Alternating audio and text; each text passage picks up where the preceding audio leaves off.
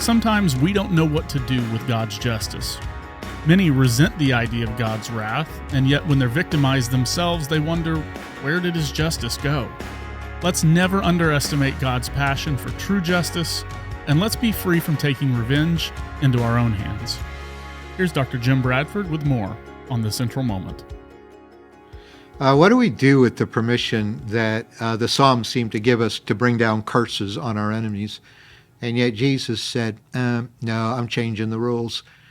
I'm bringing a new order, a new covenant, in which you don't curse your enemies. You actually love them.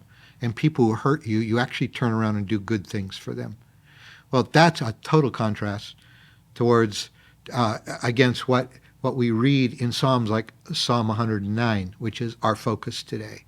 Psalm 109 is one of what we call the imprecatory Psalms. The word imprecatory means to curse.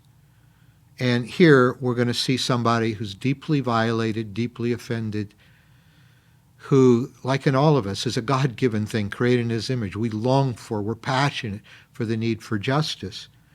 And so he prays for justice by saying, God, go get them. Just give it to them. After what they've done to me, you just give it to them. Doesn't sound like Jesus in the New Testament, and it's not like Jesus in the New Testament, but these imprecatory Psalms do play an important role because they bring us to God's passion for justice.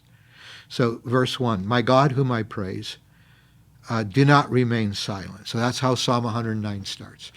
Lord, I want you to remain silent. Why? For people who are wicked and deceitful have opened their mouths against me, and they have spoken against me with lying tongues. And they repay, verse 5, they repay me evil for good and hatred for my friendship. So Lord, I've been trying to do good, and what am I getting back?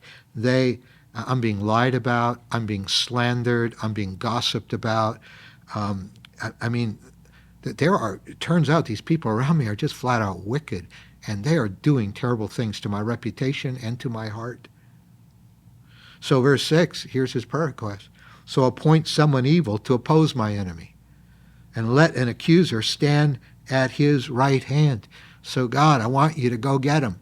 I mean, find somebody to give it to them.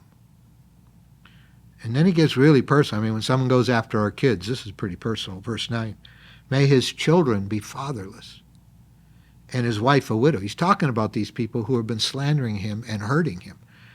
May that guy, all his children die, and may his wife die. And may his children that don't die be wandering beggars. May they not succeed. May they end up beggars. And may they be driven from their ruin their homes and drive their kids away. And may a creditor seize all he has, go after his assets, Lord. And may strangers plunder the fruits of his labor. May his businesses fail. May he lose to his competition. May no one extend kindness to him or take pity on his fatherless children. And he's just not letting up here. May the iniquity of his fathers be remembered before the Lord. May the sin of his mothers never be blotted out. May their sins always remain before the Lord, that he may blot out their name from the earth. Lord, first of all, let all kinds of disaster come upon them. Let their business fail. Let their houses be ruined. Let his wife die.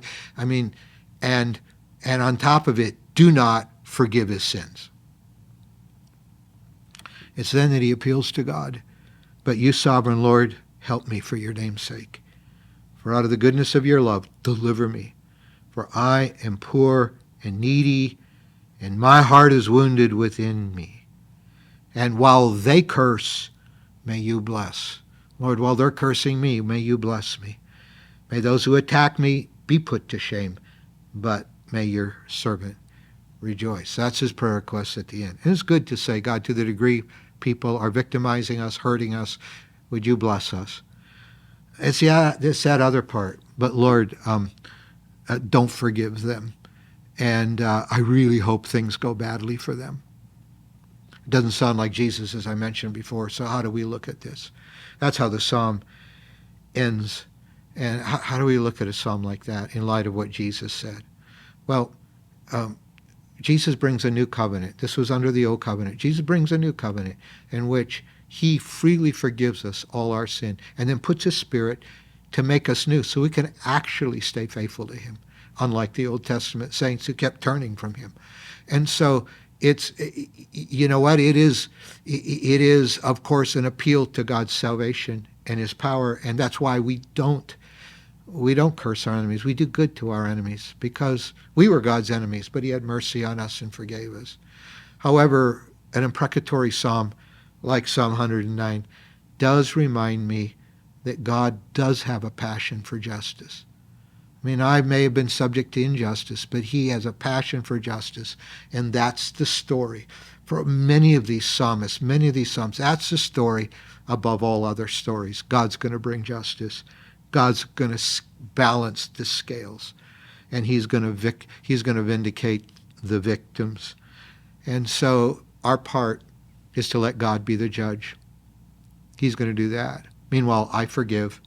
That's why Paul would say in Romans 12, don't take revenge, but leave room for God's wrath. For it is written, it is mine to avenge, I will repay. So Psalms like this remind me the passion in God's heart that he is going to avenge. That's why I don't have to get even. I can forgive, I can do good, and I can love. May Jesus help us do this as he remakes our hearts.